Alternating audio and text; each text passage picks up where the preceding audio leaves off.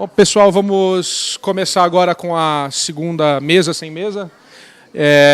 Nós vamos falar um pouco sobre padrões, políticas públicas, e eu queria convidar o professor Sérgio Amadeu, a professora Cristiana Gonzalez.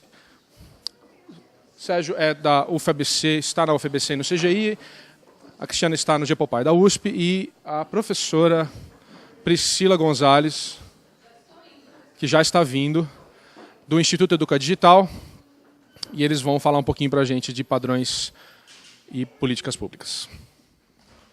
Quem vai começar? O senhor vai começar? Eu não sei quem... Quanto tempo é? Tipo, 10, 15? Você me avisa há 10 minutos, porque aí eu vou mexer aqui. Desculpa, tá?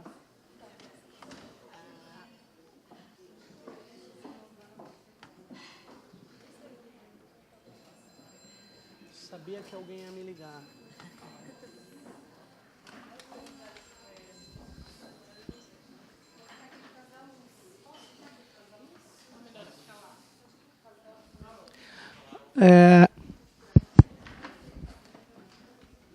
Alô? Bom, aqui não precisa microfone. Precisa... Ah, tá. Que falha, né? Eu vou falar daqui para não ficar na frente, que a gente vai... Na verdade, eu fiz uma parte dessa apresentação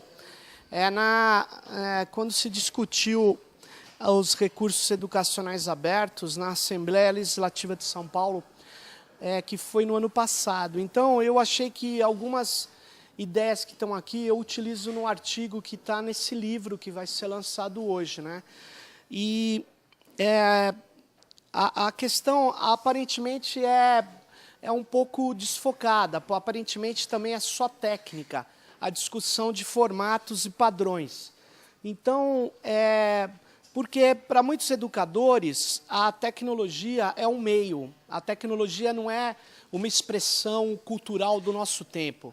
Ela é um meio. Se ela é um meio, tanto faz você usar um meio que determina ou condiciona, ou aprisiona, ou desde que você consiga fazer algumas coisas. E eu queria mostrar uma certa dimensão da tecnologia, que eu acho importante a gente considerar. Primeiro, eu não acredito que você consiga fazer recursos educacionais abertos sem formatos abertos. Acho muito difícil. Porque os formatos, eles são definições, efetivamente, para se armazenar arquivos digitais. Toda a nossa comunicação digital, ela é feita sobre formatos e padrões. E a memória digital, a nossa memória, é uma memória de formatos. Então, se você desconsidera isso, você desconsidera essa fase da nossa cultura, que é basicamente, a partir da matemática booleana, se construiu uma interpretação total aí, de tudo que é simbólico e material em código binário. Código binário exige software e exige formato. E o formato ele pode ser aberto ou fechado. Não há aí, nesse contexto, um meio termo. O formato é aberto quando ele é baseado em padrões abertos, ele é desenvolvido de forma transparente, em geral de modo coletivo, suas especificações estão totalmente documentadas e acessíveis a todos, aqui tem um erro, mantido para ser usado independente de qualquer produto ou empresa. E ele é livre de qualquer extensão proprietária que impeça o seu uso, também livre, né? Então, os formatos nessa nossa relação hoje, nessa nossa comunicação do conhecimento codificado, ele tem um poder enorme, porque a nossa comunicação é feita em rede cibernética. E, portanto, o formato pode delimitar, controlar, bloquear, aprisionar e, mais do que isso, criar dependências. Ele Ele é diferente, eu tenho discutido com vários professores, inclusive da minha universidade, o cara fala assim para mim, esse software e esse formato, essas coisas, é como esse pedaço de papel aqui, eu escrevo nele e acabou. Acabou, isso é um meio para eu passar, você vem com essas conversas mole. E aí eu disse para ele, não, daqui a 10 anos, quando você for ler o que você escreveu nesse papel aqui, você usando a sua capacidade cognitiva, e se você não tiver nenhum problema, nenhuma doença que destrua essa capacidade degenerativa, você usando o instrumental da língua portuguesa que você domina, ou da língua que você escreveu, você irá ler, sim, esse caderno, sem nenhum outro intermediário. Só que acontece que, quando você fizer isso a partir de um formato digital, necessariamente você vai ter um intermediário entre a leitura direta, a leitura e a leitura de formatos. A leitura de formatos requer um intermediário. A leitura de formatos é uma leitura feita por software. Então, não adianta dizer que é um papel. Não é um papel. Não tem nada a ver com papel.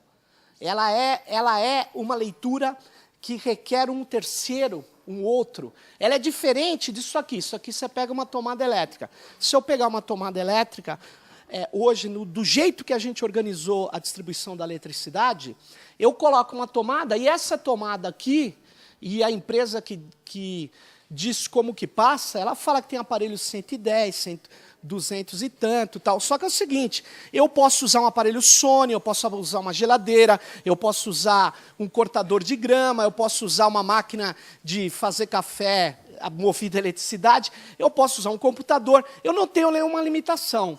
Só que no mundo digital eu tenho. Tem empresas que dominam formatos e que dizem o jeito que eu posso e eu não posso usar aquilo que eu salvei, que eu memorizei. Então, é completamente diferente da energia elétrica. O mundo digital é o mundo do aprisionamento. Se o mundo da energia elétrica fosse como o mundo digital, eu iria ter que ter uma série de acordos com as operadoras de energia elétrica para dizer o que eu poderia e o que eu não poderia usar na minha casa. E como a gente não aceita isso, no mundo digital a gente aceita. Então, todos esses recursos educacionais ficam na mão de um intermediário que passa a ditar e passa a controlar as nossas possibilidades de criação, condicionar a nossa possibilidade de acesso. Os formatos abertos, ao contrário, eles permitem recombinar, remixar esse livre fluxo da criação. Eles garantem a recombinação plena. Agora, nem sempre um formato aberto garante isso. Um exemplo é o PDF. O PDF é aberto, mas não é editável. Então, mesmo o formato aberto, para você praticar REA, você tem que ver que você precisa de um formato que assegure as possibilidades de você remixar, recombinar, que é a base da nossa proposição. Os formatos proprietários já não permitem nada disso. Você pega esses formatos, como, por exemplo, o SWF, você tem um videozinho, vários professores fazem, é muito legal, inclusive, e tal, só que nem ele consegue refazer. Ele depende da programação em Flash, ele depende daquilo para poder refazer. Imagine um outro que vai acessar pela web, que falou, pô, que legal essa parte para eu usar. Ele não vai conseguir fazer, porque o formato é impeditivo disso. O formato delimita aí, condiciona, e no caso, aprisionou até o seu criador aquilo. Se ele quiser tirar aquele conteúdo e passar para um outro, ele vai ter que refazer aquilo, refazer completamente. Então, para quem não acredita, fala assim, não, mas isso é a voz do radicalismo digital. Legal isso, né? Eu já ouvi isso. Aí, eu gostaria de falar, porque que foi um grande criador, né? Apesar, é uma mente completamente proprietária, tudo que ele criou, ele queria aprisionar e tentar colocar sob seu controle. E as pessoas estão, por enquanto, algumas falam, mas isso é um problema de produto. Eu não estou falando de produto. Tanto é que eu acho que as ideias do Steve Jobs, algumas são muito interessantes. Um texto dele está disponível na rede, chama-se Pensamentos sobre o Flash, e eu selecionei uns textos aqui. Dele, tá? Desculpa a tradução, mas vamos lá. Os produtos Flash da Adobe são 100% proprietários. Eles só são disponíveis a partir da Adobe e a Adobe tem autoridade exclusiva sobre sua valorização futura, preços, etc. Embora os produtos Flash da Adobe estejam amplamente disponíveis, isso não significa que eles sejam abertos. Ou seja, pois eles são controlados totalmente pela Adobe, estão disponíveis somente a partir do Adobe. Por basicamente qualquer definição, Flash é um sistema fechado. E aí o Steve Jobs continua. A Apple tem muitos produtos proprietários também. Embora o sistema operacional para iPhone, iPod e iPad seja proprietário, nós acreditamos fortemente que todas as normas relativas à web devem ser abertas. Ao invés de usar o Flash, a Apple adotou o HTML5, CSS, JavaScript, todos padrões abertos. O HTML5 é totalmente aberto e controlado por um comitê de normas, onde a Apple é um membro. Isso é outra coisa importante. Formatos são definições a partir dos seus programadores. E eles são crescentes, eles são móveis, eles acompanham as outras tecnologias. Se você tem um comitê de formatos controlado, fechado, de uma única empresa, toda a sua memória fica na mão deles. Aqui ele está dizendo claramente isso. O HTML5, que está dando um show de capacidade, de potencial na rede, tem um comitê que define o seu futuro, onde todo mundo pode sentar nesse comitê. É um comitê aberto. Então, o futuro da tecnologia é acessível a todos que queiram acompanhá-lo. Então, é um formato aberto. Aí ele diz, novos padrões abertos criados na era móvel, como o HTML5, vão prevalecer em dispositivos móveis e também PCs. Talvez a Adobe deveria se concentrar mais na criação de grandes ferramentas para o HTML5 no futuro, e menos em criticar a Apple por deixar o passado para trás. Steve Jobs, abril de 2010. É claro que você pode encontrar várias incoerências nesse texto e a prática da Apple, mas o que ele disse nesse texto, eu rigorosamente acredito que deva ser considerado, porque são afirmações extremamente procedentes, são empiricamente comprovadas. Então, eu queria chamar a atenção que o que nós estamos discutindo com o formato é o controle da memória no mundo digital. É basicamente isso. A memória não podia ser apropriada por organismos, por empresas, por corporações e instituições. A Igreja Católica, no mundo medieval, dominou por controle a escrita alfabética. E isso eu não vou falar aqui, tem longa literatura sobre isso. Só que no mundo digital, essas corporações limitam, condicionam, aprisionam. Então, eu queria que isso pudesse ser considerado não com a discussão de produto, é uma discussão de controle do conhecimento. Para concluir, queria dizer, por que a web é esse celeiro de criatividade, por enquanto? Porque, por enquanto, ela é aberta. Ela é aberta, e ela é aberta porque esse padrão aqui, o Hypertext Transfer Protocol, ele é aberto. Ele é um protocolo aberto. Então, para a gente criar sobre ele, não há nenhuma limitação, nenhuma autorização. Como diz o professor Lawrence Lessig, a cultura da liberdade, onde ela impera a criatividade, onde impera a cultura da permissão, vide União Soviética, a capacidade de criação que tinha lá e a capacidade de criação de quem inventou a internet. Não adianta dizer, esses tipos de controles totalitários, que o novo totalitarismo digital se faz através do controle de formatos também. Então, é preciso considerar isso. Quando a gente usa o ODF, é difícil de aceitar, mas nós não estamos discutindo produto, nós estamos discutindo formato, né? Open Document Format. Nós estamos discutindo um formato aberto. Então, isso é um elemento chave da educação. E para você entender que a guerra é uma guerra pelo conhecimento, queria chamar a atenção de vocês. Isso aqui é a patente, e eu vou concluir para não estourar o tempo.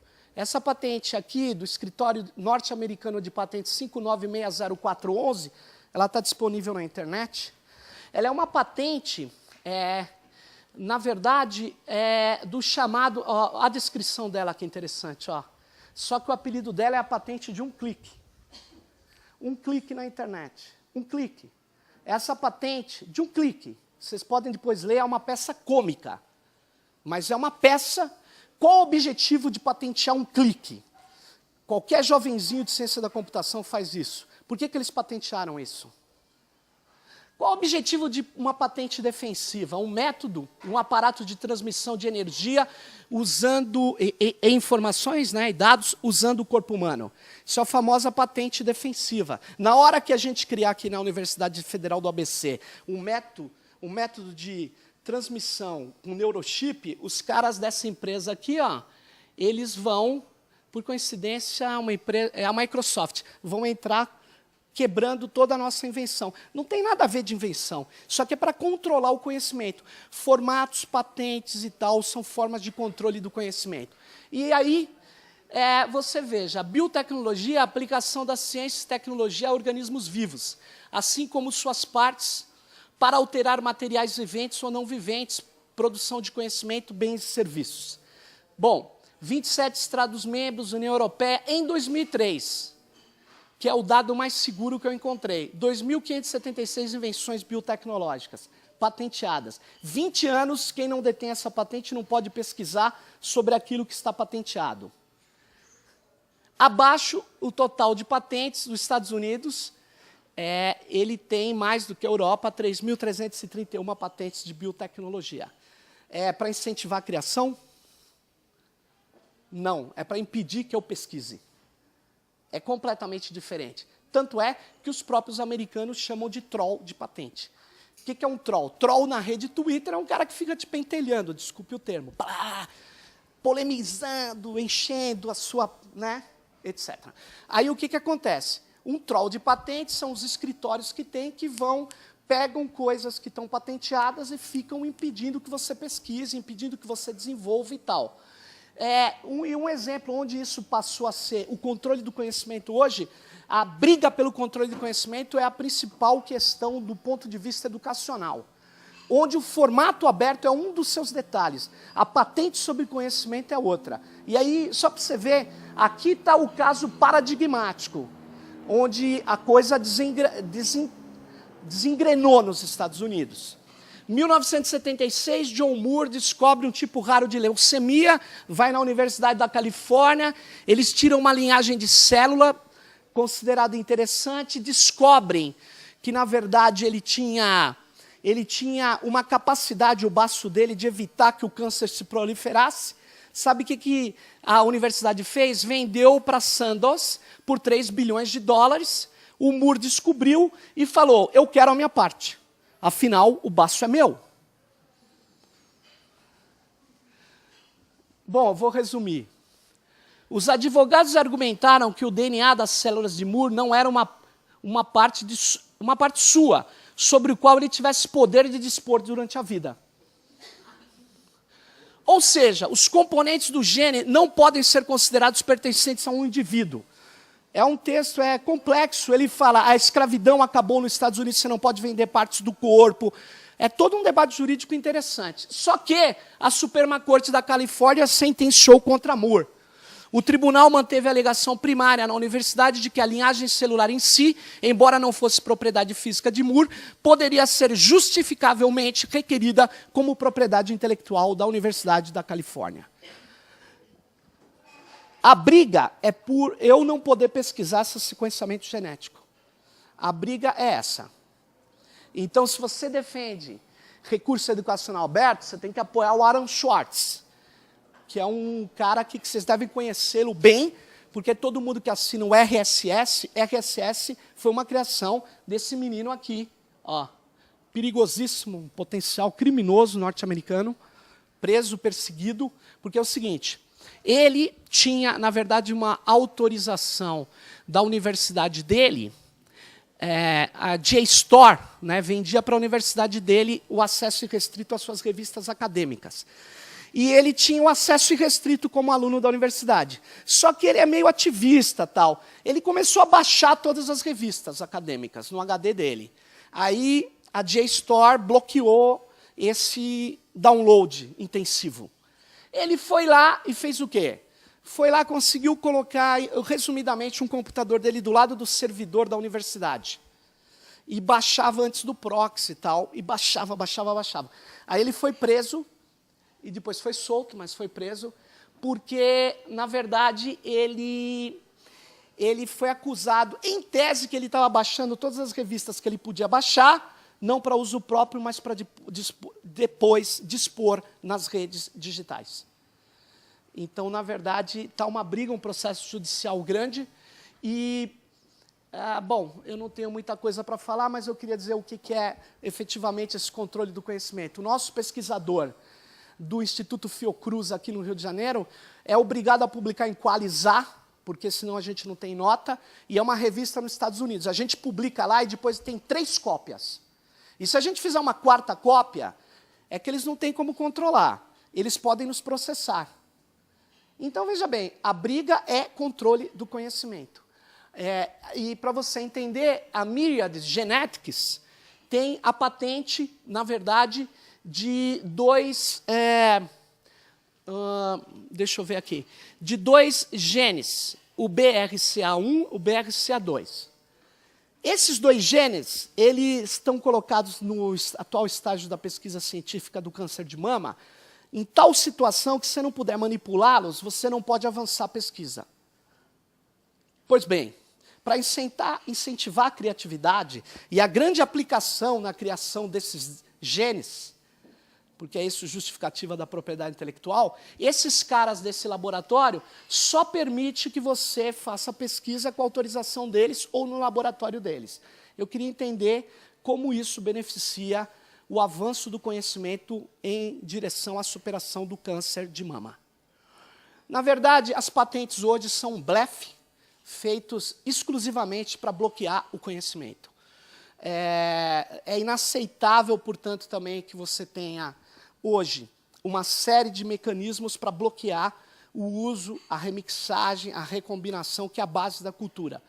Queria chamar a atenção, portanto, que nesse capitalismo cognitivo de digitalização intensa do conhecimento, eu acho que a gente precisa avançar os recursos educacionais abertos, e recursos educacionais abertos não convivem com patentes de algoritmo, patentes de software, nem com formatos fechados. Não convivem. Se nós considerarmos isso uma briga de produtos, eu gosto desse produto, por isso que eu uso, nós não estaremos entendendo o que está acontecendo aqui. Nós estamos enfrentando uma das principais batalhas, que é assim, o conhecimento, a capacidade, o potencial de uso da inteligência é medianamente distribuído no planeta Terra. As tecnologias da informação diminuíram o custo de manipulação dessas tecnologias e a base, a matéria-prima do conhecimento é o próprio conhecimento. Então, vamos fazer o seguinte, vamos bloquear o conhecimento, porque, senão, nós vamos distribuir possibilidades de criação. É basicamente isso. E isso é falado nos documentos da Aliança Internacional de Propriedade Intelectual. Isso não é teoria da conspiração, é concreto, é coisa concreta e basicamente assim, se a gente vai estruturar formatos para trabalhar, jeito de armazenar arquivos digitais, vamos armazená-los longe de patentes e longe de controles que são limitadores daquilo que é a essência dos recursos educacionais abertos, que são as práticas recombinantes do conhecimento. Era isso que eu queria colocar.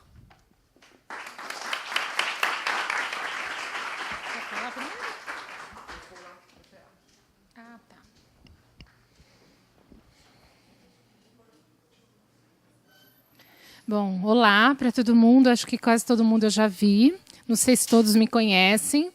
Meu nome é Priscila, eu sou do Instituto Educa Digital. O Instituto Educa Digital é o gestor regional do projeto REA Brasil, que eu vou contar um pouquinho da origem do projeto, mas antes eu pensei em para frente e para trás, tá? Eu pensei em trazer aqui para vocês um pouco, deixa eu vir só mais para cá, que essa luz está bem na minha cara, pronto. Um pouco da ideia da propriedade intelectual, não sei se tem algum advogado aqui na sala que pode me corrigir, porque até que o Sérgio contou um pouco da história de patente, a gente fez uma oficina na Hub Escola agora em abril, justamente para falar um pouco dessa diferença entre autoria e propriedade. O que é ser autor e o que é ser proprietário hoje na cultura digital. Então, tem um slide, pode pôr, Débora, que dá esse histórico. Estou comigo?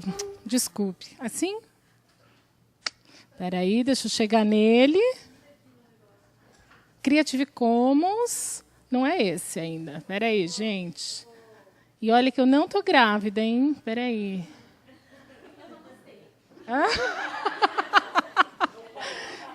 Peraí, estou chegando lá. Aí, achei. E agora, como eu ponho ele? Posso ficar de pé. Ai. Tá bom. Eu posso não usar isso? Eu posso? Ai.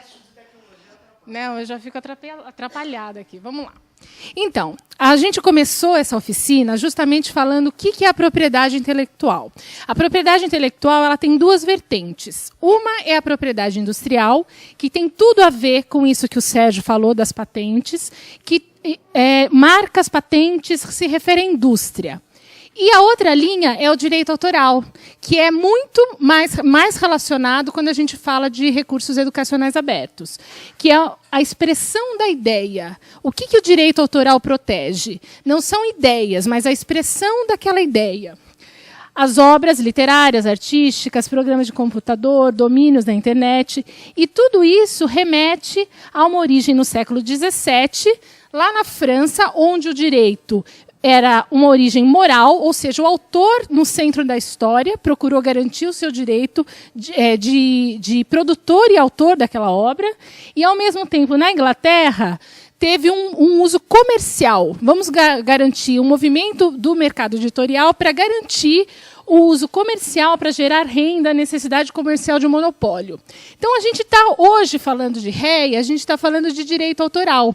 E quando a gente fala de direito autoral, é importante a gente pensar o que é ser o autor, o que é ser proprietário. Em nenhum momento, quando a gente fala de réia, de produzir recursos educacionais abertos, a gente está desconsiderando o direito desse autor. Tem um outro slide, Dé, lá das licenças. Alguém já ouviu falar aqui das licenças Creative Commons? Conhecem as 6 licenças? A gente vai passar rapidinho, então. O Creative Commons é uma nova forma de modelo de gestão. Não vai aparecer, tá bom. Então, volta no site do REA. Já entro no site do REA. Peraí. Esse é o site do REA, Recursos Educacionais Abertos Brasil. É um projeto criado em 2008 pela Carolina Rossini, que mora lá em São Francisco, que deve estar nos assistindo agora. A Carol trouxe a ideia do projeto em 2008, financiado pela OSF, que é a Open Society Foundations, uma organização lá dos Estados Unidos, que tem por objetivo influenciar as políticas públicas para produção, desenvolvimento e licenciamento de obras e recursos comprados com dinheiros públicos.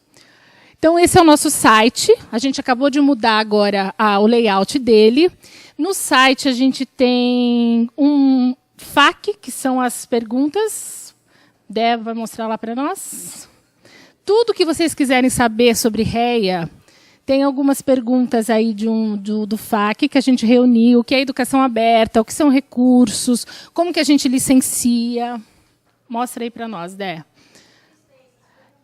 É um questionário imenso sobre o que se apoia a REA, quais são as liberdades de REA, quais são os tipos de REA, como que os recursos educacionais oferecidos gratuitamente são REA, tudo que é grátis, nem sempre o que é grátis é aberto. Então, essa é uma discussão que o movimento REA, que além desse site, além desse foco em política pública, a gente articula uma comunidade REA, que foi essa comunidade que também colaborou para a produção do livro, que vai ser lançado daqui a pouco. Eu queria voltar lá no Creative Commons. Acho que é melhor entrar no site, né? Porque depois eu vou falar dos projetos de lei que estão em andamento hoje no Brasil e que estão aqui registrados no artigo da Carol Rossini. Vamos entrar. Esse é o site do Creative Commons Brasil. Quem representa o Creative Commons Brasil é a Fundação Getúlio Vargas, lá no Rio de Janeiro, o Ronaldo Lemos, que se vocês não conhecem, não ouviram falar ainda de Creative Commons, basta procurar no Google, que tem muita coisa, tem muitos vídeos falando de como a gente pode licenciar. O interessante de qualquer pessoa conhecer o Creative Commons, que não é só educador. Hoje, qualquer um de nós, ao produzir um determinado material, uma determinada obra, a gente pode requerer uma licença de uso junto ao nosso cliente, a quem está nos contratando para fazer um determinado material. E aí você, como autor, tem toda a liberdade de escolher se você quer um CC BY, que é a atribuição, que é o caso desse livro, se você quer um uso não comercial, se você quer um uso de obras não derivadas, que é até o caso do Serpo estava dizendo aqui de manhã. É muito importante a gente conhecer que, hoje em dia, é possível o autor poder escolher que forma de licença ele quer dar para a sua obra. E isso tem tudo a ver com o REA, porque para um recurso poder ser aberto, de fato, ele precisa ser licenciado num tipo de licença aberta, e o Creative Commons é uma opção porque advogado conhece e respeita, porque tem uma lei que o advogado consegue entender. Então, é para o autor, é para gerar bem público, e os advogados, nos contratos, respeitam. No Instituto, por exemplo, todos os nossos projetos, a gente usa a cláusula Creative Commons, seja com financiadores, seja com quem nos contrata e com pessoas que trabalham com a gente. Aí estão as 6 licenças. Eu vou pedir a ajuda da Débora, para ela contar aqui um pouco melhor as 6 licenças, que ela está bem mais afiada do que eu. Surprise. Bom, gente, o Creative Commons é um projeto que disponibiliza 6 licenças para o usuário, ou o autor, o produtor de conteúdo escolher para a sua obra. Aquela primeira que está ali do domínio público, ela está aí só para mostrar que existe em outra jurisdição que não é a brasileira. Nos Estados Unidos, por exemplo, um autor ele pode doar a sua obra para o domínio público. A lei de direito autoral brasileira não permite que nenhum de nós aqui faça essa doação. Se você escrever um livro e quiser doar para o domínio público, você não pode, porque a lei não permite. E daí a gente tem essas 6 licenças, partindo da mais flexível até a mais restritiva. Né? A primeira delas é a atribuição, que é o caso do livro REA, que está sendo lançado aqui hoje, que significa que você pode transmitir, distribuir, remixar, criar obras derivadas, desde que você cite o autor. Né? Existe um mito muito grande, eu ouço muito isso, eu sou professora na escola, e quando se fala de material aberto, de formatos abertos, de licenças abertas, as pessoas logo associam isso a que o autor está abrindo mão do seu direito autoral. E isso não é uma verdade. Né? O autor continua sendo o criador daquela obra. Então, ele sempre vai ser referenciado em todas as licenças, mesmo que seja uma licença aberta. Em seguida, a gente tem a licença CC BY SA, que significa share alike, ou compartilhamento pela mesma licença. Essa licença também permite o remix, ela permite o uso comercial da obra. Permite? Peraí, me enrolei. Permite, Bi? Permite o uso comercial, desculpem. Né? Mas o produto final dessa obra derivada que você criar, ela tem que ser compartilhada por essa mesma licença. Né? Você não pode fechar o material, ou você não pode pegar o material e colocar um copyright lá, ou qualquer outra das outras licenças. Em seguida, a gente tem a CC BY NC, que é atribuição e uso não comercial. Né? Essa é a que o Instituto usa. Algumas editoras que estão fazendo algumas experiências também têm usado essa licença, que quer dizer que você tem que atribuir a obra àquele autor e você não pode fazer o uso comercial dessa obra. Quem pode comercializar a obra é o autor da obra ou quem detém o direito da obra. Em seguida, a gente tem a CC BY ND, que é a licença de atribuição e não a obras derivativas. Né? Então, isso significa que você não pode remixar, você não pode mexer nessa obra. Você pode até comercializá-la, né? A licença permite, mas você não pode mudar nada que está dentro dela. E, por último, a gente tem as duas mais restritivas, que são a CC BY NC SA, que é a atribuição, uso não comercial e compartilhamento pela mesma licença. É uma licença que permite o remix, É a licença que está sendo usada, por exemplo, pela Prefeitura de São Paulo, que o Alexandre Schneider falou aqui hoje. Foi adotada pela Prefeitura, também foi adotada pela Secretaria Municipal de Educação do Rio de Janeiro, com o projeto Educopédia, e alguns outros projetos públicos vêm adotando esse tipo de licença. E ela permite o remix, mas ela não permite a comercialização, e a licença tem que ser mantida. Né? Qualquer obra derivada de algum tipo de material com essa licença, ela tem que sair com essa licença de novo. Essa licença não pode ser trocada. E a mais restritiva de todas, que, na verdade, ela não é compatível com a definição de REA, porque você tem que usar ela do jeito que ela veio para você. Né? É o famoso download gratuito que a gente faz na internet. Né? Você pode ler, você pode distribuir, mas você não pode remixar, você não pode mudar nada que tem dentro dela, você não pode comercializar. Daí é uma restrição muito grande. Inclusive, tem um colega aqui hoje que pegou a fala mais cedo e ele falou sobre isso, sobre a dificuldade, né, o material deles, do CEPRO. Exato. Inclusive, tem um post no site REA sobre esse caso do CEPRO, que eles liberaram seus 15 cursos, a gente chegou a conversar com eles, perguntando por que da licença tão restritiva, mas ele já contou para a gente o que aconteceu. Né, esse entrave jurídico é muito complicado. Então, resumidamente, essas são as definições das licenças, o que a gente pode fazer com elas ou não. E no site do Creative Commons é a coisa mais simples. Qualquer pessoa pode ir lá, tem umas perguntinhas básicas. Se você quer que a sua obra tenha um uso comercial ou não, você responde sim ou não, e automaticamente o site gera um dos selinhos para a sua obra. E você, como autor, digamos um livro, você é convidado para participar, escrever um artigo num livro, que você tem que ceder aqueles direitos para a editora do livro. Você pode reivindicar que o seu artigo seja regido com uma cláusula Creative Commons, que vai te permitir republicar esse arquivo onde você bem quiser, porque você é o autor. Então, hoje, há essa possibilidade. E uma das nossas metas, assim como Instituto, é justamente disseminar isso. E para professores, para educadores e para a sociedade em geral. Então, há escolhas. Hoje, o autor, além dele ter mais poder, ele pode publicar, ter seu blog, pode transmitir informação também, ele também pode gerir esses tipos de contrato das suas obras.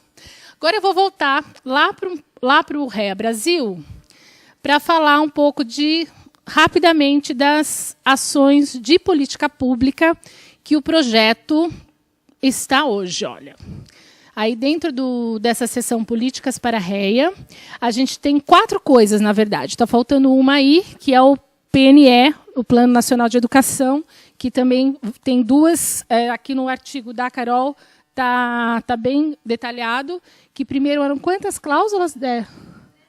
Pontos. A Cristiana vai falar depois também.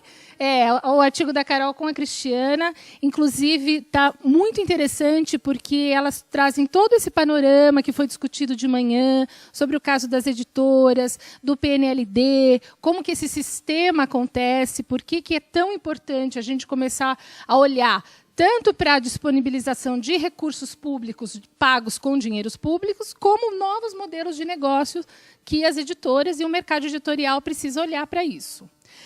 Hoje a gente tem esse projeto de lei federal do deputado Paulo Teixeira, que diz o seguinte, que todo o gasto de dinheiro público na compra de recursos, esses direitos autorais devem ser passados para a administração pública. Esse é um projeto que está em tramitação, tem uma página web, se vocês entrarem aqui, tem lá a página do deputado Paulo Teixeira. O grande foco dele junto às políticas públicas, é levar essa discussão para os agentes públicos de como é importante isso tornar uma lei, para que os governos comecem a olhar para os gastos que são feitos e quanto isso está sendo revertido, de fato, a acesso a bens públicos para todos. E tem mais alguma coisa que eu poderia falar do REA? Acho que é isso. Vou passar para a Cristiana agora. Tem uma comunidade, tem uma lista super atuante, que tem quantas pessoas? Umas 200 já? Tá, e a Débora é a gestora de comunicação do Projeto REA, por isso que ela sabe bem mais do que eu chamo ela aqui. E ela que faz o nosso site, as redes sociais. Então, a gente convida todo mundo a participar da lista e dessa comunidade, porque essa discussão continua, é permanente.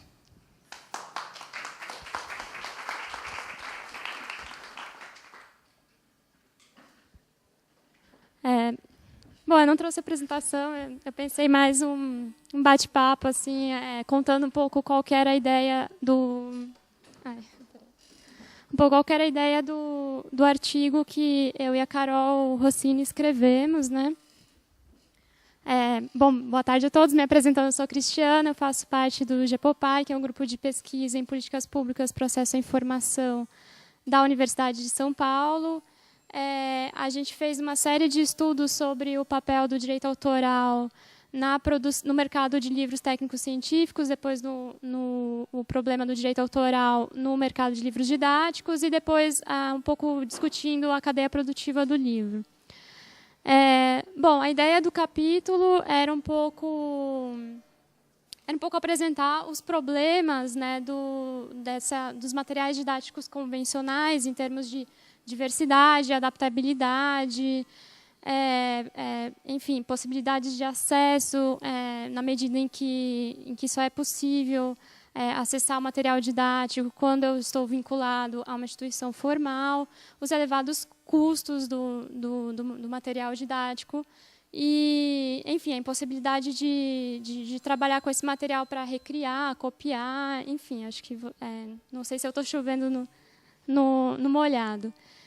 E, ao mesmo tempo, contrapor isso à ideia de recursos educacionais abertos, né, que permite uma apropriação, uma relação diferente entre o sujeito produtor de conteúdo com o público, né, e milhares de possibilidades de inovação. No caso brasileiro, nós temos aqui nós vivemos um momento muito especial, assim, acho que a Priscila já apresentou um pouco, que a gente tem políticas no âmbito federal sendo discutidas, né, políticas no âmbito federal e estadual e municipal em São Paulo, né? Só que, por outro lado, a gente tem que entender um pouco como que funciona o mercado de livros didáticos no Brasil.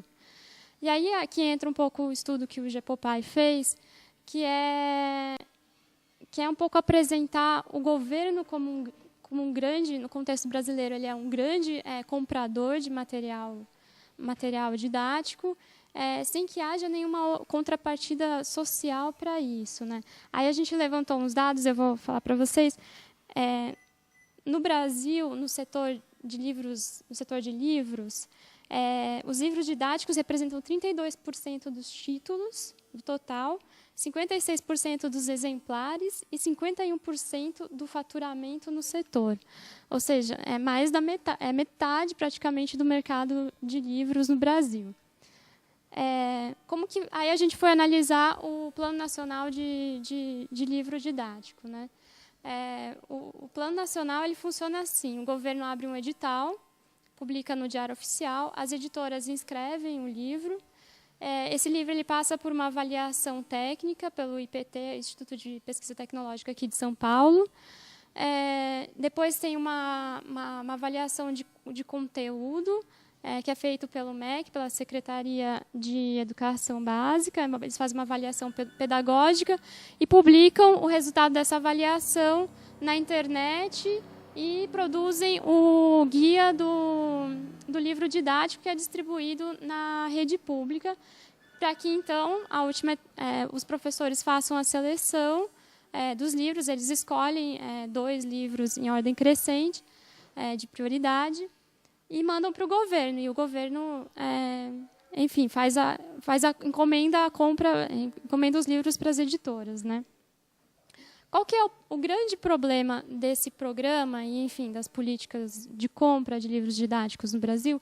É que ele associa a produção do conteúdo à produção industrial do livro. O que eu quero dizer produção industrial? A produção do livro físico mesmo, né? E o direito autoral ele tem um papel estruturante nessa política. Por quê? Porque o programa ele só compra o livro físico, ele não compra o conteúdo nem o direito autoral. E isso faz com que o direito autoral continue monopólio da editora. Então, eu faço um grande investimento público e não posso fazer nenhum outro uso desse livro, né, desse material adquirido. Né, não posso copiar, não posso adaptar, não posso fazer nada. Então, as consequências são imensas. Assim, o governo ele pede poder de barganha, porque a editora tem o monopólio do conteúdo. O preço do livro aumenta, e eu tenho um elevado custo de distribuição, porque eu poderia comprar se essa política separasse a aquisição de conteúdo da aquisição do livro físico, eu poderia comprar um conteúdo produzido em São Paulo e mandar imprimir no Pará. Eu não precisava mandar o livro de São Paulo para o Pará, entende? Então, eu tenho um elevado custo de distribuição. Isso são consequências para o governo. Para o mercado, eu tenho alta concentração das editoras, porque eu preciso ter um alto poder uma alta capacidade de produção de livro em grande escala. Então, eu concentro o número de editoras, aquelas que têm, são economicamente mais fortes, digamos assim, no mercado. E eu tenho uma baixa remuneração dos autores. Eu vou explicar um pouquinho como isso funciona. Então,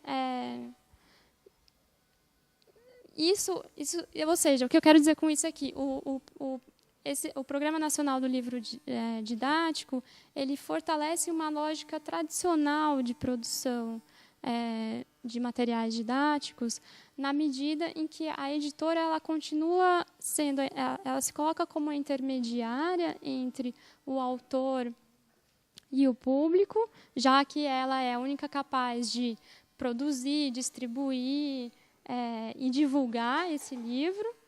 E ela ganha um papel social muito relevante, que é a seleção de conteúdo. Na medida que o autor ele precisa passar pela editora, ela precisa selecionar, é ela que vai dizer qual é o autor que ela vai publicar. Então, eu acabo concentrando muito poder nas editoras, assim. Outra questão de mercado mesmo é que ela vai gerar um monopólio, como eu já falei, e um monopólio artificial, porque se outra editora tão capaz quanto a que detém o direito autoral de produzir, distribuir e imprimir o mesmo livro, ela não consegue, porque eu tenho uma editora que detém o direito autoral.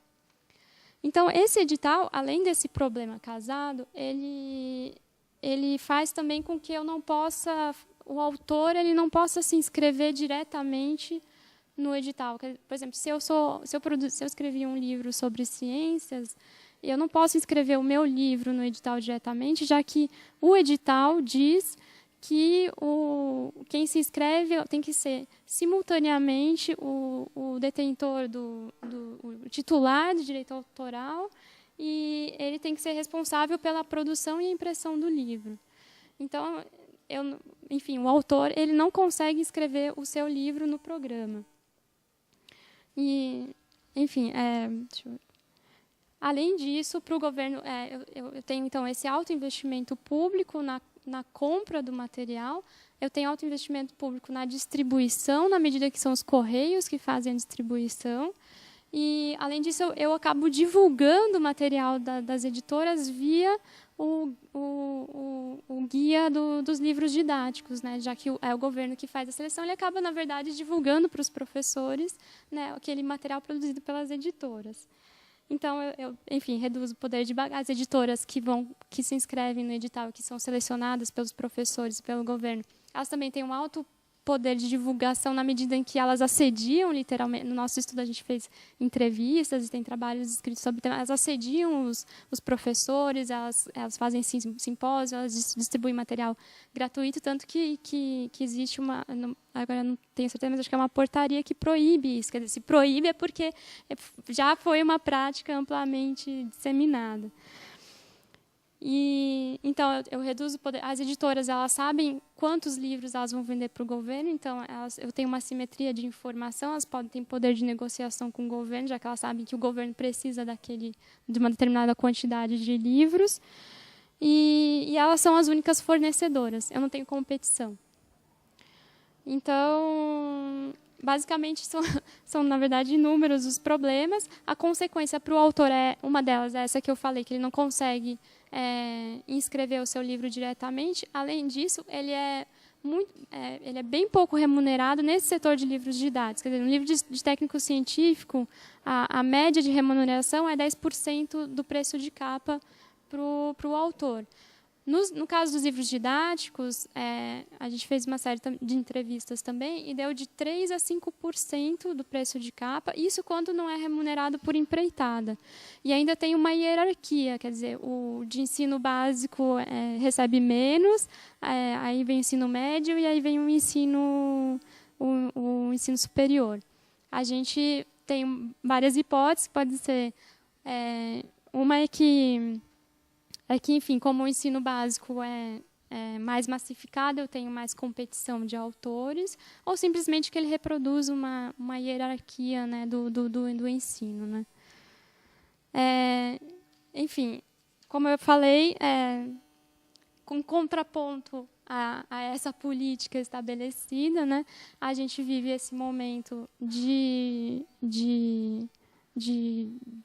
discussão, de ampla discussão de políticas públicas para recursos educacionais, principalmente pensando a questão, já que existe um grande financiamento, um grande investimento público na compra e produção de livros didáticos, deve haver uma contrapartida em termos de acesso ao público. Na questão das imensas possibilidades de formação de professores, né, e de disponibilização de conteúdo mesmo. Né. Então, a gente tem um Plano Nacional de Educação, em que os recursos educacionais eles estão inseridos na meta 7, acho que a meta 7, em duas questões específicas. Uma é divulgar e certificar tecnologias educacionais para ensino infantil, e médio, fundamental médio, dando prioridade para software livre e recursos educacionais abertos. A outra é a criação de portal eletrônico para a formação de profissionais e repositórios de objetos educacionais, também dando prioridade para recursos educacionais abertos e softwares livres também. Aí, no âmbito federal, também tem o projeto do Paulo Teixeira, que é o 1513 de 2011. Basicamente, né, o que ele diz que é o resultado de compras e subvenções públicas, elas devem ser livres e abertas. Né, além de tudo aquilo que é o resultado da produção de servidores públicos, tanto em dedicação parcial quanto exclusiva, ele deve ser publicado em padrões abertos. Aí a gente tem no âmbito estadual o projeto de lei do Simão Pedro, né, que é o 989, em que também os recursos educacionais desenvolvidos e financiados pela administração pública, eles devem ser disponibilizados em sítio eletrônico, para cópia, distribuição, download e redistribuição. Quer dizer, a licença ainda não está definida, mas ela é totalmente compatível com uma Creative Commons, atribuição não comercial, compartilha igual, assim, né? E aí, no âmbito municipal, a gente tem o decreto da cidade de São Paulo, que em todo e qualquer recurso e materiais, né, com objetivos educacionais e pedagógicos, ele deve ser licenciado abertamente. Então, a gente vê que o Brasil está mesmo caminhando a passos de tartaruga, se a gente comparar, por exemplo, com outros países, que é uma coisa que a gente faz no capítulo, mas, enfim, a gente está avançando nessa questão. E E, por último, o que a gente fez foi um pouco analisar as políticas internacionais. A gente tem também várias políticas avançando em países como Polônia, África do Sul, mas principalmente nos Estados Unidos. Nos Estados Unidos, tem uma declaração da administração Obama que, dentro da política de inclusão digital, ele chega a mencionar que uma das metas seria que todos tivessem acesso a livros eletrônicos até 2017. E aí a gente vai indo para os estados, né? Por exemplo, no estado da Califórnia, as compras públicas já estão dando prioridade para materiais para recursos educacionais abertos. Nas áreas de ciência e matemática, eles já estão comprando exclusivamente materiais em formato aberto. E a gente tem um dado no livro, eles chegaram a economizar 400 milhões de dólares. Assim, né? Então, nesse contexto inclusive nesse contexto de crise, os recursos educacionais estão sendo buscados como uma possibilidade de enxugar recursos, mas, ao mesmo tempo, disseminar o conhecimento. Né? Então, e aí, outros estados, Utah, Ohio, na Flórida, eles já encomendaram um estudo para medir o impacto, em termos de orçamento público, da adoção de material didático aberto, de recursos educacionais abertos. O próprio estado de Washington já disponibiliza também livros em formato aberto enfim, eles têm, lá nos Estados Unidos, eles têm um problema muito grande. Bom, aqui no Brasil também, né? Os preços dos livros, né, são muito altos. Então, eles chegaram no estado de Washington, eles só admitem a compra de livros até $30, assim, né? Que para a gente é muito, mas enfim. E em Utah, eles chegaram, eles têm eles conseguiram diminuir de $80 para $5 a compra de livros produzidos em formato aberto. E aí tem um projeto de lei em Washington, né, que é um projeto de lei federal, em que as escolas públicas devem adotar recursos educacionais abertos, né, para apoio, criação, uso e aperfeiçoamento, né, disponíveis. Então, era um pouco essa a ideia. Eu acho que, enfim, nos Estados Unidos as políticas também são possíveis, porque eu tenho diversos modelos de negócio que permitem o surgimento de editoras que produzam e disponibilizam esse material em formato aberto, mas, ao mesmo tempo, conseguem viabilizar um modelo de negócios que também está em discussão. E, enfim, é um pouco essa a ideia.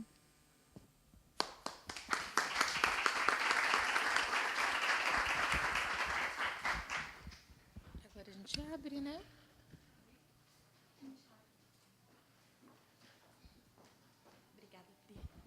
Antes da gente abrir aqui, veio uma provocação muito boa da rede. Bia Diniz, não é isso, Letel? Ela fala que patentes não são um blefe, que elas são importantes. Não concordo de todo com a ideia de que patentes são blefes. Eles são uma maneira de ajudar a quem criar, a criar mais e melhor. Então, acho que eles podiam comentar e vocês já se prepararem aqui também para perguntas e comentários.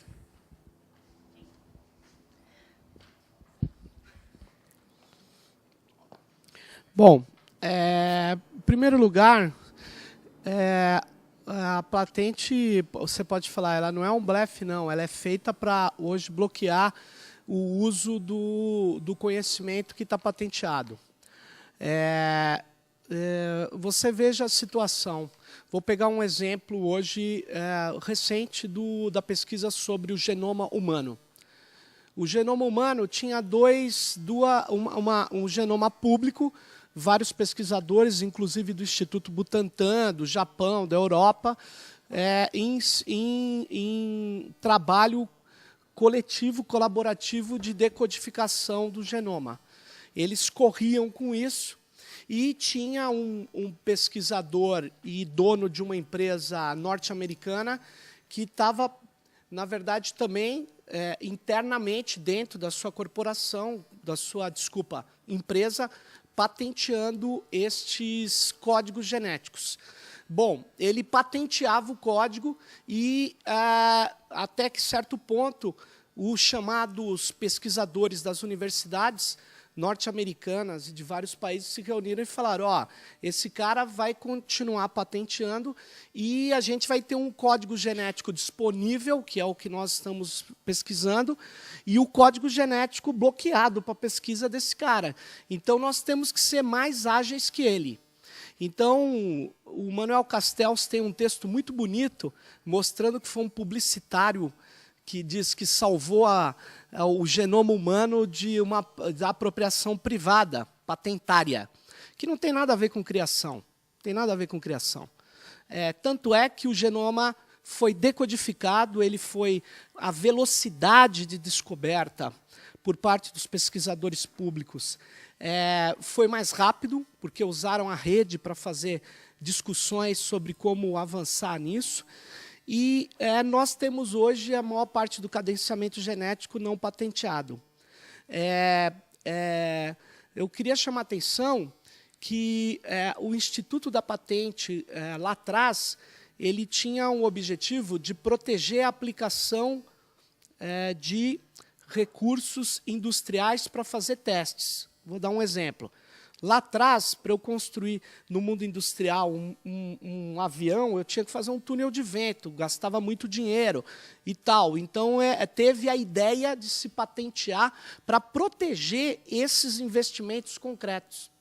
No mundo informacional, o que está acontecendo é que o patenteamento dentro de uma única empresa que está acontecendo, ele encarece o produto. Então, é muito comum você ver as indústrias farmacêuticas dizendo eu tenho uma pílula que é farinha, não sei o que lá, e que a montagem dela custa $10. Só que a pesquisa para chegar a esses $10 custou $1 bilhão.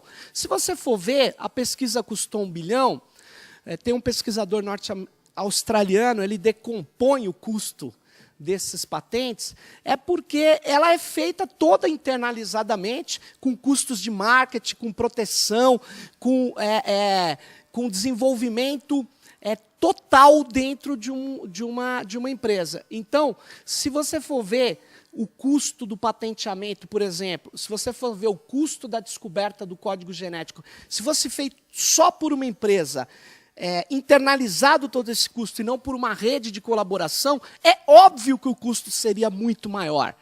Então, na verdade, a internalização hoje da criação de conhecimento, a partir do conhecimento que era público, ela, ao invés de reduzir custos, aumenta os custos do novo conhecimento. Então, o que é preciso considerar é o seguinte, é preciso separar uma patente de um invento industrial, invento e não descoberta. É preciso dividir isto e é preciso declarar que a patente sobre algoritmo é uma verdadeira aberração. Por quê? Porque, veja o caso das patentes de software eu esqueci o nome da nossa debatedora online, considerar. Veja o custo da patente de software. Bia Diniz. Veja bem a Bia.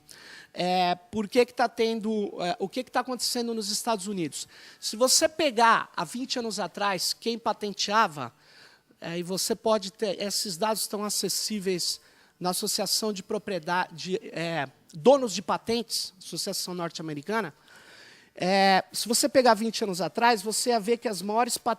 Quem mais patenteava eram empresas industriais, empresas de automóveis, de petróleo, de energia. Veja hoje, quem lidera a patenteamento? IBM. Quem que vem logo atrás? Samsung. Quem que vem logo abaixo? Microsoft. Quem que vem? Sony e tal. Se você for ver, são empresas de tecnologia de informação. Elas estão patenteando, principalmente, algoritmos. E aí tem um problema. O Brasil, como a Europa, não aceita. Eu queria que ela pensasse patente sobre algoritmo. Pense bem na patenteamento de uma equação, patenteamento de um arrolar de rotinas logicamente encadeadas. Veja o que isso pode gerar. No Brasil tem um eufemismo. O INPI não aceita a patente de software, mas aceita inventos implementados por software. Quer dizer, que é a mesma coisa. Então, se eu pegar o método Paulo Freire e quiser dar... É que isso vai virar um... Se eu quiser... Eu ponho isso num software e digo que esse método é derradeiro para uma máquina que eu coloco disponível a partir de um software. Apesar que patente de método é aceito no Brasil. Então, eu queria saber o seguinte, o que isso colabora com o invento e remunera o inventor? Eu acho que isso tem hoje um objetivo muito mais de bloquear o uso da inteligência coletiva, que pode se manifestar mais rapidamente na rede, do que para fazer o bloqueio.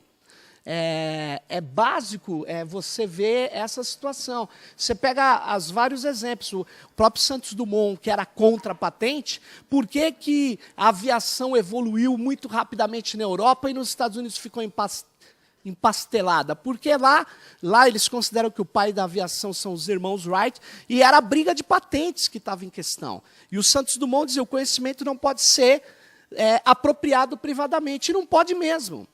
Agora, se eu aceitar, para concluir, patentes sobre, por exemplo, software, que é o que eu mais me referi na minha exposição, o que acontece? Eu não posso aceitar patentes sobre rotina. Porque imagine eu aceitar patente sobre um conjunto de 1000 linhas de código em uma linguagem C, C++, PHP, não importa.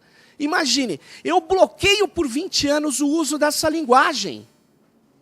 Eu bloqueio. Então, não se aceita patentes na rotina. Aí tem um outro problema que é pior. Se aceita, portanto, patente sobre uma descrição genérica do que faz o software. E aí, por isso que vocês veem a patente de um clique. Eu queria que ela considerasse qual é o esforço de remuneração que aquilo tem, o do criador. Aquilo não tem nada de esforço para o criador. Aquilo hoje é feito para bloquear. E as brigas que tem na internet de patentes nos Estados Unidos, que aceita patentes sobre algoritmo, sobre software, e sobre micro-organismos, que é inventado por Deus, mas é apropriado pelos homens. O que acontece? Essas brigas são brigas de... Não é brincadeira, é de $1,5 milhão de dólares em média, bilhão de dólares em média, para cima. Então, eu fico pensando os nossos meninos da Metamáquina, aqui na casa ao lado, o hardware aberto, recebendo um advogado dizendo, vim aqui com um processo, você está violando 10 patentes.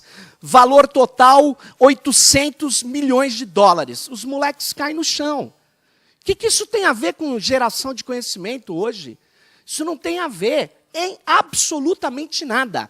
Isso isso é feito para bloquear o conhecimento. Entenda bem. Uma coisa é você ter possibilidades de remuneração ao criador. Outra coisa é você bloquear a fonte de conhecimento. Isso é que eu peço que seja considerado.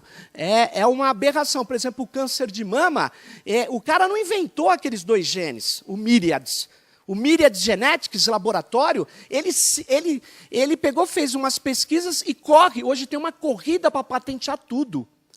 Para patentear tudo. Então, eu corro, patenteio uma coisa, para quê? Para vocês todos ficarem pagando. Esse, aliás, é o troll de patentes também.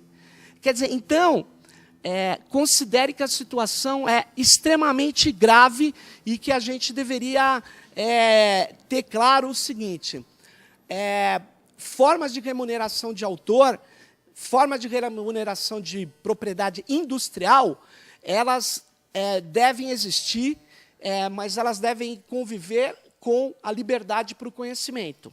É basicamente isso.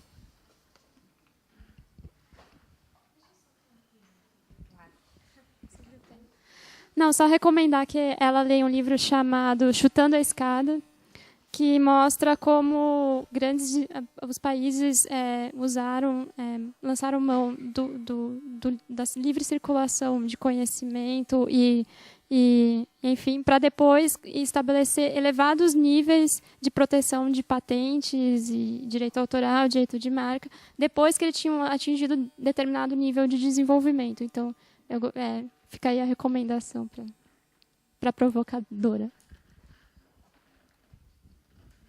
Daqui nós temos perguntas e comentários. Vem cá. Se mais alguém tiver e já quiser fazer num bloco só. E aí, depois a Cláudia, mais alguém? Porque aí tem mais 3 perguntas da internet. Então, a gente faz essas 2 e as online, antes deles responderem. A questão da patente, ela, ao mesmo tempo que ela bloqueia a pesquisa e é um impeditivo para a inovação, em oposição à colocação de que ela é um incentivo para o criador, ela, na verdade, ela acaba servindo como fonte de restrição para que só quem patenteou possa pesquisar. Acaba sendo uma corrida em que você vence, não porque você está correndo mais rápido, mas sim porque você está atrasando as outras pessoas. E as outras pessoas é toda a sociedade, né? Mas eu queria fazer um comentário rápido sobre o problema que a gente enfrentou lá no SERPRO, que é interessante colocar para o debate. Eu não vou entrar nos detalhes jurídicos da briga por questões de SERPRO ser empresa pública e tal. Eu vou colocar a parte que foi mais difícil para a gente. Quando você tem um texto e você quer liberar esse texto, o que está ali é só o conjunto de palavras, né, materializado que o autor escreveu. Quando você coloca um objeto, principalmente objetos multimídia, você pode ter ali 15, 16, 20 elementos lá dentro. Então, qual foi o debate que a gente chegou? Eu tenho uma animação construída, né, usando HTML5, usando Flash, usando qualquer outra ferramenta, eu tenho uma animação. E nessa animação aparece uma foto. Se eu libero essa animação com o direito de obra derivada, alguém pode pegar a foto que está ali e utilizar num outro contexto que não seja o contexto educacional. Aí nós perguntamos para o jurídico, isso é possível ou não é possível? Quando a gente viu que essa resposta ia demorar mais 5 anos, nós preferimos dizer, então vamos liberar do jeito que está, sem a permissão de obra derivada, e aí a gente vai avançando na nossa pesquisa, e a partir daí a gente relicencia, porque senão a gente ia ficar demorando mais 5 anos. Eu vou citar o caso da Virgin Telecom da Austrália, que ela foi no Flickr, e a agência publicitária, obviamente, foi no Flickr, e achou a foto de uma garotinha americana de uns 10, 12 anos, fazendo um Vzinho. Alguém da família dela tirou a foto e botou no Flickr. A agência de publicidade pegou essa foto e criou uma campanha da Virgin Telecom, colocou a menina fazendo o sinal do Vzinho, e o slogan da campanha era, de virgem para virgem você não paga. Como essas coisas são muito assim dinâmicas, alguém reconheceu a menina, e a propaganda ela era física, não era na televisão ou algo assim. Era parada de ônibus, fizeram um banner, né, e colaram na parada de ônibus. Alguém reconheceu a menina, contaram para ela, ela contou para a família dela acionou a justiça e aí ficou aquela briga. Ah, mas eu peguei no Flickr. Ah, mas isso. Ah, mas e aquilo? O final do processo é que a empresa de telefonia teve que pagar o direito de imagem para a menina de ter usado a foto dela. Isso foi bom. Mas foi ruim porque ela, ao colocar a foto no Flickr, concordou que a imagem dela podia estar colocada pública. Então a campanha não foi tirada do ar, embora ela tenha recebido alguma compensação financeira, um provável constrangimento que ela sofreu por ter a imagem dela exposta continuou ocorrendo. Então, visando amadurecer esse debate, foi que nós fizemos a opção de liberar sem permissão de obra derivada, por causa dessas matizes. Você tem diversos elementos, uma trilha sonora que faz parte de um vídeo, que pode ser utilizada em outro contexto que não o educacional, e aí a gente ter o autor dessa trilha sonora, por exemplo, ou dessa imagem, questionando o fato, né, desse objeto ter aparecido em outro contexto que não aquele que ele queria. Então, assim, visando o amadurecimento dessas questões, e a gente vai relicenciar agora mais se eu não me engano, mais 15, provavelmente já com licença de permissão de obra derivada, com ressalva de alguns objetos que não possam ser retirados ou algo assim.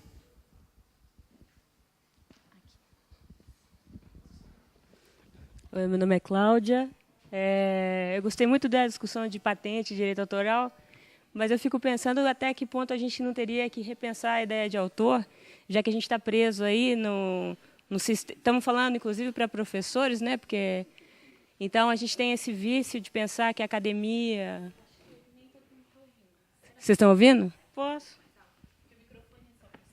É a idade. Então, olá, eu sou a Cláudia.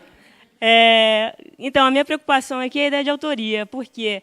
Porque a gente está preso aí numa história de que, primeiro, né, é uma coisa de elite, né, estudar, depois é uma coisa de elite ser autor, depois, né, publicar no Brasil é uma coisa relativamente complicada.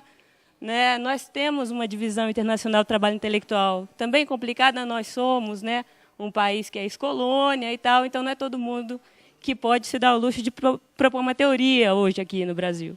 Né? Normalmente você vai para os lugares onde as pessoas propõem teorias. Você vai ser sugado pela Europa, pelos Estados Unidos, e lá você vira um acadêmico do lugar, e ali você pode falar, porque ali tem um alto-falante para você reverberar, né, como reflexão. Aqui a gente mais ou menos sempre copia, né, mais ou menos o jeito que a gente trabalha, a gente copia alguém muito inteligente. Né? É um recurso nosso de oratória já antigo. Então, na hora que a gente fala autores, eu fico pensando que ressoa esse nosso pequeno autor aqui, o nosso pequeno copiador. E aí o trabalho de colaboração não dá, porque daí a gente se estuda em pequenas igrejas, pequenos feudos, como se faz mesmo na produção acadêmica, e a gente fica só repetindo o nosso grande mestre. Acho isso muito delicado para trabalhar em colaboração.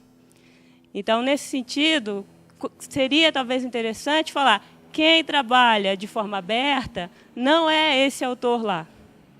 Quem trabalha de forma aberta é um outro tipo de sujeito social. Não é esse cara que está lá fechadinho, pensando na sua ideia brilhante. É alguém que está em relação, está em troca. Eu acho que é outra perspectiva. Eu andei procurando alguma coisa para dar um plano B para isso e achei uma noção de autor, lá vamos nós para o grego, né, que é autor como responsável. Né, como autor do crime, como autor da obra, e não esse autor como esse autor brilhante, né, a sumidade. O cara como responsável. Talvez a ideia de responsabilidade ajude a pessoa a falar: não, mas eu sou super responsável por essa área de conhecimento, eu dou aula disso e tal. Quer dizer, às vezes eu acho que fica a gente fica muito ambíguo aí, e aí as pessoas nem se colocam no lugar da autoria, e aí quando pensa em direitos autorais, eu fico pensando que isso é para os autores que já estão estabelecidos como autores, que a gente já conhece, que estão dentro desse outro paradigma. Quem trabalha junto, né, vai montar um texto coletivo, é de outra natureza o trabalho. Não é a mesma pessoa, não é o mesmo tipo de trabalho intelectual, e eu acho que talvez, não sei, para mim melhoraria, ficaria menos incômodo, porque eu não quero trabalhar colaborativamente e ser autora. Né? A nossa coleira, o Lattes, né, que fica dizendo quando você publicou, quando você produziu, aonde você está falando, o que você está fazendo. Essa coleira é muito complicada. Por quê? Porque você tem que ser o autor, aquele autor lá antigo. Né? Trabalhar colaborativamente, botar no Lattes, é um negócio complicadíssimo, até para você achar em que aba vai isso. Né? Então, para quem está trabalhando, produzindo conhecimento aqui, talvez eu acho que valesse a pena deslocar. Aí tem as online. Aqui tem mais alguém? Vou ler, então, duas que vieram aqui. Uma da Lia Karina, não sei o sobrenome dela. Comparando a outros países, quanto o Brasil já avançou nas leis de direitos autorais e licenças, na opinião de vocês? E outra pergunta do Rodrigo Lobo. Existe atualmente algum grupo lutando para convencer o governo brasileiro a utilizar software livre? Então, tem as duas perguntas e mais essas duas online.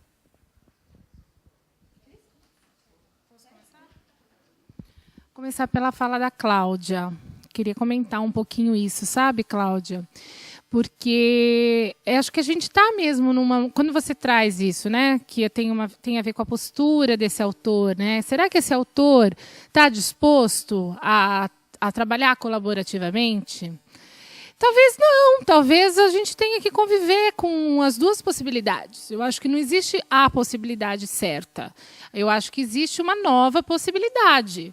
Então, tanto o Castells, quando o Castells fala que nós estamos caminhando para uma sociedade informacional, e quando o Benkler, que é um dos principais teóricos hoje, que fala desse movimento colaborativo como uma produção econômica colaborativa causada pela internet, isso tudo é muito novo, e isso tudo está sendo pensado agora. Já tem gente praticando algo bem diferente do que a sociedade industrial estava acostumada a ter aquele grupo detentor do conhecimento, da produção textual, que leva para a escola, que leva para o professor que não sabe planejar, que não sabe criar a sua aula. Tem uma visão ainda embutida de uma concepção. E eu não acho que vai sumir, e eu não acho que a gente precisa ir contra isso. Não é essa a questão. Eu acho que o debate existe para a gente trazer uma nova possibilidade. Porque a sociedade digital, ela de fato traz novas formas, ela provoca novas formas de ser e estar no mundo. E quando a gente começa a refletir, eu acho que a gente está vivendo um momento de muita revolução, a gente está no começo ainda disso. E talvez tenham mesmo as duas possibilidades. A gente não vai nunca dizer assim, o copyright tem que deixar de existir, para com o copyright. Não! Se tem um autor que quer manter o copyright, ele mantém. Mas existem outras possibilidades. Então, acho que não é uma linha assim de contra esse lado, o outro lado, tem um lado certo ou errado. Acho que é isso. Eu acho que faz parte de cada um ter uma postura um pouco aberta de olhar o novo. Eu acho que isso em qualquer situação, como educador, no mercado, na área de negócios. Eu acho que isso é uma postura desejável, porque a sociedade vai mudar sempre. Hoje nós temos uma mudança, sim, daqui a alguns anos virão outras. Então, vão conviver esses dois lados. Para falar um pouco da questão da legislação de réia, só aproveitando, tinha mais uma pergunta antes disso, da legislação de réia no Brasil. Qual era a outra pergunta? Depois eu deixo Sérgio, isso eu não sei. Então, sobre a legislação de réia, o Brasil hoje ele é um dos países de destaque em legislação no mundo. A gente tem, nos Estados Unidos, já tem muita coisa acontecendo. Atualmente, o presidente Obama liberou um financiamento de $2 bilhões para os colégios comunitários criarem réia. Isso é uma política pública do país. Fora isso, em alguns estados, o estado da Califórnia, Débora me ajuda, Washington, nos artigos do livro tem, gente, todos os detalhes. E lá a Cris fala também. E o Brasil, com esses quatro focos de legislação, ele é um dos destaques. Ele tem sido tem levado esse reconhecimento público dessas iniciativas para fora, para outros países. Tanto que agora, no congresso da Unesco em Paris, a gente vai também falar sobre isso. Acabou de ser aprovado agora, né, por mais uma comissão, a lei estadual. Deixa a Débora dar a atualização aqui para vocês. Só um pouquinho. Vem aqui, ó. No último dia 15, o PL estadual aqui em São Paulo, ele passou por mais uma comissão e agora ele está pronto para entrar na ordem do dia. O que isso significa? Essa votação vai ser a válida, né? Se o projeto passar nessa votação na plenária, daí só vai faltar o executivo ou o governador assinar e o PL vai estar valendo. E é muito legal pensar porque o PL estadual ele foi proposto em junho do ano passado. É relativamente um período curto e tem avançado bastante. O Simão Pedro está conseguindo fazer uma articulação muito legal lá com os outros deputados e a gente está conseguindo bastante apoio.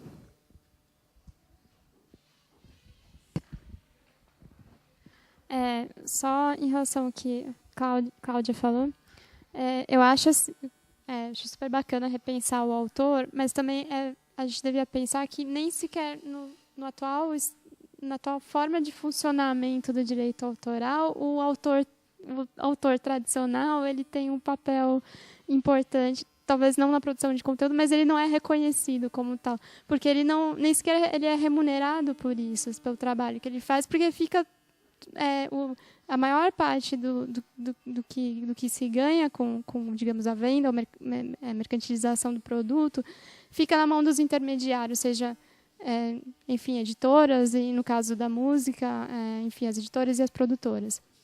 Então, acho que nem sequer o autor hoje ele é reconhecido nesse sentido, assim, né? Então, seja de material didático, como eu falei, de 3% a 5% não quer dizer nada. 10% na produção de material técnico-científico. Literatura, então, nem se fala. A gente tem uma hierarquia dos grandes prêmios, enquanto os outros, né, também não recebem. Às vezes recebem exemplares, né, em casa do livro, como como então eu acho que isso também tá em disputa, deveria entrar em disputa, assim, nessa questão do autor. E aí, falando das legislações, eu acho que o Brasil avança bastante em termos de políticas públicas e legislação, mas a gente tem uma questão muito importante que ainda está em disputa, que vem sendo discutido, eu acho que que é a reforma da lei do direito autoral. Então, ela entrou em consulta pública na gestão anterior do Ministério da Cultura, todo mundo contribuiu, depois mudou a gestão, e aí a coisa parece que regrediu, porque, enfim, veio outra perspectiva, e agora, hoje, essa reforma da lei de direito autoral, ela é fundamental, e eu acho que o Brasil teria um papel importante se a gente conseguisse avançar, principalmente em termos de limitações e exceções, né, educacionais, para os educacionais.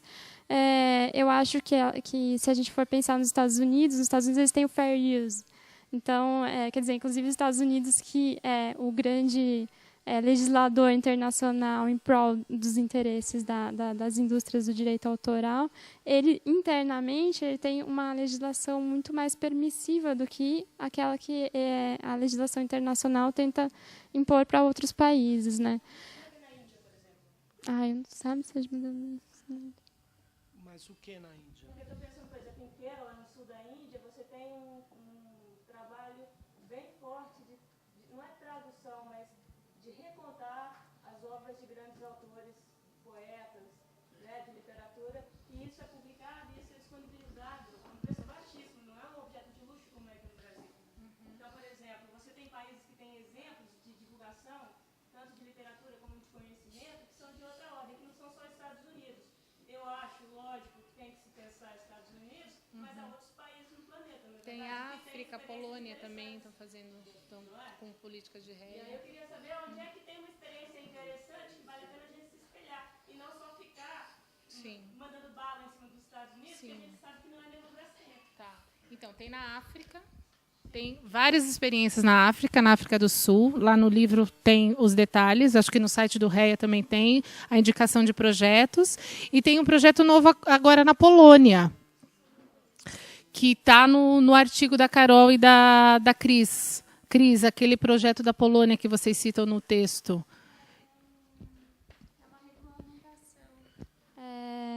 É uma regulamentação da Polônia. Ela permite exatamente isso, né? Que nas escolas públicas sejam produzidos e usados recursos educacionais abertos, inclusive dando curso de formação para os professores, para que eles aprendam a utilizar esses recursos, né? Que também tem essa barreira tecnológica, geracional, entendeu? De formação mesmo, para produzir, né? Porque é diferente escrever um livro e produzir recursos, é uma lógica totalmente diferente. Então tem essa normativa na Polônia aqui. No Japão existe uma estrutura, eu não me recordo o nome em japonês, mas é bastante conhecido, bastante estudado, que é o seguinte: os mangás são hoje vendidos. Mangás, vou chamar de animação, quadrinhos japoneses, né? Eles são bastante conhecidos, mas lá, apesar deles assinarem a TRIPS também, apesar do Japão ser signatário de todos os acordos internacionais, há uma vista grossa em relação a essa prática de remixagem de mangás, que os principais artistas, inclusive, que vão depois para a indústria de mangás, são os caras que fazem os mangás que juntam histórias diferenciadas e tal. E isso é muito popular, muito popular. E é tipo assim, se você pegar a própria lei de direito autoral, ela é inviável, porque não pode fazer aquilo que é feito culturalmente. Então, o que eu queria chamar a atenção é que, culturalmente, no ano de 2010, 47% dos brasileiros, no país que não tem banda larga estável, baixaram música na internet no Brasil. 1 em cada 214 brasileiros trocaram música na comunidade, ex-comunidade, discografias do Orkut, antes de ser fechada. Eu quero dizer o seguinte: vão ter que fazer uma reforma moral e abrir muitas prisões para fazer valer esse tipo de prática de direito autoral anacrônica. porque as práticas coletivas, ou a mãe vai convencer o menino que não pode emprestar nem dar maçã para o coleguinha na escola, ou então eles perderam. Eles perderam. Porque eu queria chamar a atenção desse pessoal que não percebe o que está acontecendo, que é o chamado Instituto do Copyright americano, inglês, anglo-saxão, ou o direito do autor francês, que para mim é pior que o anglo-saxão, muito pior, porque tem esse negócio de direito moral que polui o debate. Fica parecendo que a gente está discutindo o direito do autor, e nós estamos discutindo o direito das empresas que ficam com as criações. Você sabe por que Villa-Lobos não é ensinado nas escolas? Porque tem uma instituição que não permite. Então, os nossos molequinhos não conhecem Villa-Lobos. Ah, porque então o copyright beneficia o criador, como foi dito aí. Mentira! O criador morreu há 70 anos atrás. Quem que está ganhando? Então é assim, é o defunto autor? Porque a nossa lei diz que a obra é protegida, que é um termo ideológico, porque ela não é protegida, ela é cerceada antes de ir para o domínio público por 70 anos após a morte do autor. Para quê? Ora, colega, para incentivar a criação. Que criação se o autor já morreu? Quer dizer, essas coisas precisam ser colocadas. Não tem nada a ver. Quando nasce a ideia de direito de autor, é por um período de 7 anos, para proteger um determinado tipo de coisa. Aí ele vai virando interesse das indústrias de intermediação. E aí eu estou separando direito de autor e patente é outra coisa. Patente é grave, gente. Porque direito de autor, por mais que seja tarará, entenda o que acontece. Eu peguei um livro e comprei um livro do Theo. O Theo não tem como impedir que eu cite um trecho do livro dele na minha tese. Ele não tem. Eu paguei, ele não pode nem me acusar de pirataria, eu paguei. Tem, inclusive, até na nossa lei, o uso de trechos. Eu posso usar, não tem. Não tem. Agora, patente, não.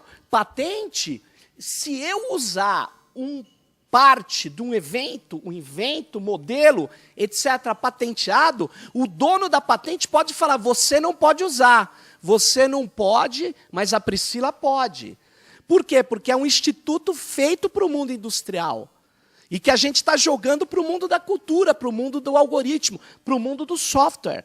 É extremamente grave. Tinha um procurador da República, enfim, lá em Brasília, que falava assim para mim, não sei porque vocês são contra a patente de software, é por 20 anos só. E a patente e o copyright é por 70 anos após a morte do autor. Aí eu falei assim, amigo, dê uma olhada o que faz se eu puder proibir o uso de uma definição genérica que eu posso usar no software por 20 anos. Adivinha o que eu faço com a criatividade? Então, você veja, é uma situação que, só para vocês entenderem, quem ainda acredita, isso é usado para criar. Veja bem, o Yahoo, e no início de março, foi processou o Facebook, por violação de 10 patentes. O Facebook fabrica o quê mesmo? O Facebook é uma plataforma web, gente. Foi processado por violação de patente. Bom, aí o Facebook falou, esse é o jogo? É o jogo? Aí, então, o que ele fez? Ele comprou, 15 dias depois, 750 patentes da IBM, de software, e olhou para o Yahoo e falou, oi, então começa a guerra de patentes. Isso não tem nada, o que isso tem a ver com criação, gente? O Google comprou a Motorola Mobile. O Google tem um sistema operacional Android, que na verdade é um Linux mudado para mobile.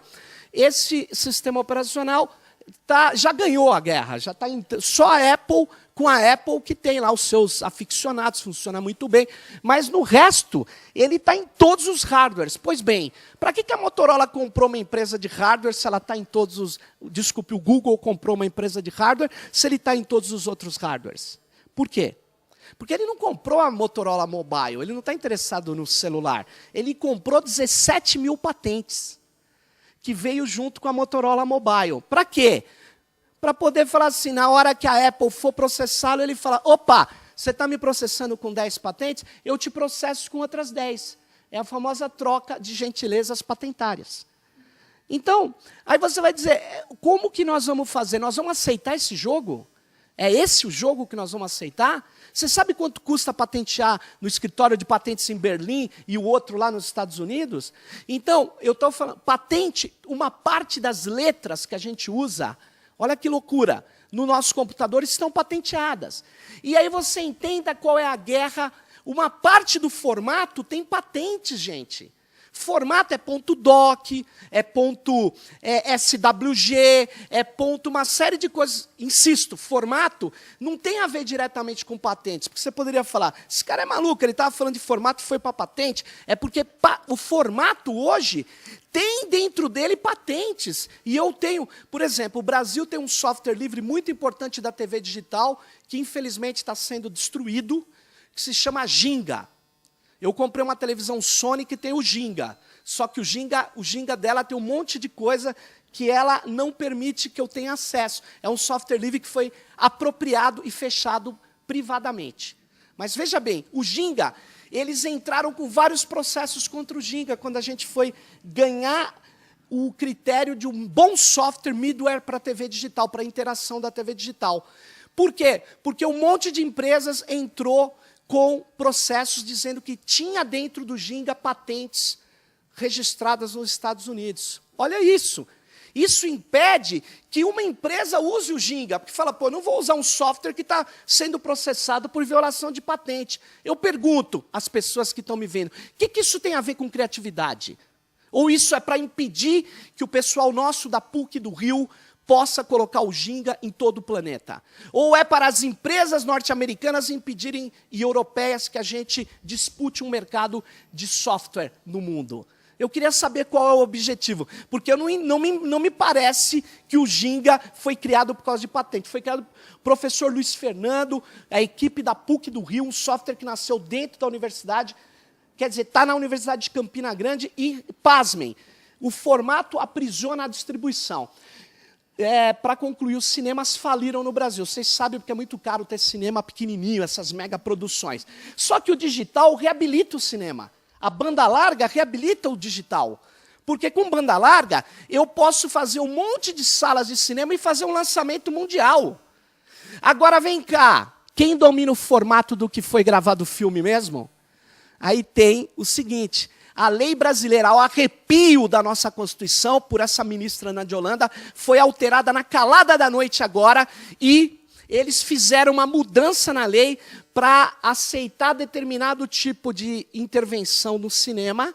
E aí o que vai acontecer? Sabe o que vai acontecer? Um cara com um botão lá dos Estados Unidos vai controlar todos os projetores de cinema no Brasil. O que poderia ser mais rico, mais formatos, ou um formato aberto de exposição de filme, o cara distribui. Vocês já devem estar notando, tem salas de cinema que passam um tipo de filme, tem outras salas que passam outro, porque aqui estão os filmes desse formato, o projetor só projeta neste formato, e ali estão o projetor que projeta naquele outro formato. Se você quiser pegar esse filme e passar lá, você não vai conseguir. Então, pelos formatos, eu crio cadeia de distribuição da arte, da sétima arte, que é o cinema. Então, não vamos subestimar o que está acontecendo. O que está acontecendo é, efetivamente, uma tentativa de grupos econômicos controlarem as coisas. E, para quem ainda não percebeu, o acordo anti-contrafação, o ACTA, que estão pressionando o mundo para assinar, a Polônia assinou e voltou atrás, e o Brasil disse que não vai assinar, e um monte de gente pressionando para assinar. O que é esse acordo? Quem que está promovendo esse acordo? Só para entender, porque pode parecer que a gente está misturando coisas. Eu não estou entendendo o que tem a ver biotecnologia com recurso, educacional aberto e formato. Então, eu vou dizer, olhe quem está bancando o ACTA. 1, indústria de Hollywood. 2, fonografias, indústria fonográfica, indústria editorial e indústria de fármacos. Então é o seguinte, eles apreendem navios com remédios genéricos da Índia nos portos europeus. E depois de uma batalha jurídica, eles são obrigados a liberar. Com ACTA, eles não vão liberar. Eles vão acusar aquele genérico de ter violado inúmeras patentes de fármacos ou de biotecnologia. E aí acabou. Vai virar uma batalha de Stalingrado e acabou. A luta Porque a tecnologia da informação social permite o uso do conhecimento disseminado e os caras descobriram isso. Eles falaram, pô, esses cucarachos não podem pesquisar que nem a gente. É essa a questão. A inteligência não está concentrada na Califórnia. Desculpa, não está. Então, nós temos condição de criação, nós temos condição de fazer recursos abertos, só que aí a gente não entenda essa questão como uma questão, sem entender como uma questão de produto, aí use o melhor produto, mais bonitinho. Eu não estou falando de produto, eu estou falando de a fruição, a capacidade de transferência, de compartilhamento de conhecimento entre nós. Então, e para concluir o seguinte, tem software livre no governo? Tem. Ele está avançando? Não. Ele está parado? Está. Ele está recuando em alguns lugares? Sim. Na Caixa Econômica Federal, está funcionando, se você faz uma aposta na loteria aí, você está usando software livre porque as máquinas de loteria estão embarcados com GNU Linux. Se você vê a propaganda do RAI da Caixa, aquele portal mega sofisticado tal, funciona com PostgreSQL e com software livre, com GNU Linux Debian. Só que o cara que entrou lá no governo Dilma está tirando tudo. Está tirando tudo, porque o software livre não tem empresas que pagam propina. Essa é a questão. E essa questão precisa ser bem colocada ali. Precisa ser bem colocada, precisa ser deixado claro essa questão. Não faz lobby do jeito que se faz. E aí é o seguinte, a gente está recuando. No MEC, como é que está o MEC? O MEC, antes da fraude, por causa da fraude do Enem, tirou lá o banco de dados Postgre. Sabe onde foi a fraude do Enem? Na gráfica. E aí eles aproveitaram para tirar o Postgre, que não era seguro. Seguro é o Oracle. E aí a Oracle entrou no MEC. Quer dizer, é uma luta, assim, é uma luta não é só de ideias, vamos compartilhar conhecimento, porque o lado de lá, proprietário, tem empresas gigantescas e tem agentes. E esses agentes ganham muito dinheiro.